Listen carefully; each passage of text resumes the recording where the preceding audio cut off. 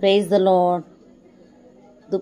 కీర్తన 42 అధ్యాయము 1 వచనం 5వ వచనం. దుప్పినీటి వాగుల కొరకు ఆశపడినట్లు దేవా నీ కొరకు నా ప్రాణం ఆశపడుచున్నది. మనం ఎవరి కొరకు ఆశపడుతున్నాము? దేవుని కొరకు ఆశపడుతున్నామా? లోకం కొరకు ఆశపడుతున్నామా? మరి మనం ఎవరి కొరకు కనిపెట్టుచున్నాం? మరి లోకంలో ఉండాలని ఆశపడుతున్నామా? మరి లోకంలో జీవించాలని ఆశపడుతున్నామా? దేవుని కొరకు జీవించాలని ఆశపడుతున్నామా? మనం ఎవరి కొరకు ఉండాలని ఇక్కడైతే దావీదు మహారాజు దుప్పి నీటి వాగుల కొరకు ఆశపడుతుంది. ఆయన దుప్పి ఎట్లా ఆశపడుతుందో నీళ్ళ గురించి, అట్లా ఆయన దావీదు మహారాజు అంటాడు కదా, జనులు నాతో ఏవో మందిరంకి వెళదామని జనులు నాతో అనినప్పుడు నేను సంతోషించుతుంది.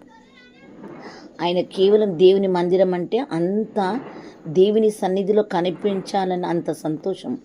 మరి మనము ప్రతి ఆదివారం దేవుని మందిరానికి వెళ్తున్నామా? ప్రతి మీటింగ్స్కి వెళ్తున్నామా? ప్రతి దినము దేవునితో మనం గడుపుతున్నామా?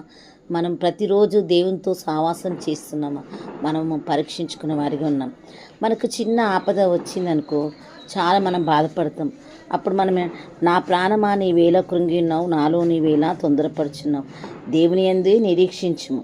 దేవుడు తన మనసుతో చెప్పుకుంటున్నాడు. 100వ అధ్యాయంలో కూడా అంటాడు కదా, నా ప్రాణము నేను సమాధాయించుకుంటున్నాను. మనం సమాధాయించుకుంటున్నామా? మనం అలా ఆ రీతిలో మనం ఉన్నామా? మనం అలా నడుస్తున్నామా?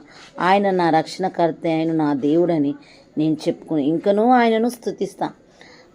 తన మనసుకు తానే చెప్పుకుంటూ వస్తున్నాడు, ఉపదేశం చేసుకుంటూ వస్తున్నాడు. మనం ఇతరులకు ఉపదేశం చేస్తాం, కానీ దావీదు మహారాజు తన మనసుకు తానే చెప్పుకుంటూ వస్తున్నాడు.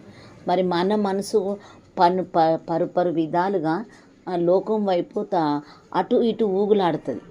మరి దేవుని కొరకు మనం ఊగులాడేవారిగా ఉన్నామా? లోకం కొరకు ఊగులాడేవారిగా ఉన్నామా? ఎలా అటు ఇటు ఎలా ఊగుతూ ఉంటాం మనం. లోకంలో కొంచెం సేపు, దేవునిలో కొంచెం సేపు అట్లా ఉంటాం మనం. అట్లా ఎప్పుడు కూడా మనం ఉండదు. ఎప్పుడైనా ఒకే నిక్కచ్చిగా ఉండాలి. షడ్రక్ మేషక్ అబేద్నెగోలు వాళ్ళు దేవునికి మొక్కమని వాళ్ళు నిక్కచ్చిగా నిలబడ్డారు. ఆ యొక్క లక్షలాది మంది సాష్టాంగ నమస్కారం చేసినారు కానీ ఆ బొమ్మకు. కానీ షడ్రక్ మేషక్ అబేద్నెగోలు వీళ్ళు మాత్రము ఆ యొక్క బొమ్మకు మొక్కలేదు. అట్లా మనం నిక్కచ్చైన జీవితము మనం జీవించాలి. ఈ కొద్ది మాటలు దేవుడు దీవించిన గాక. Praise the lord.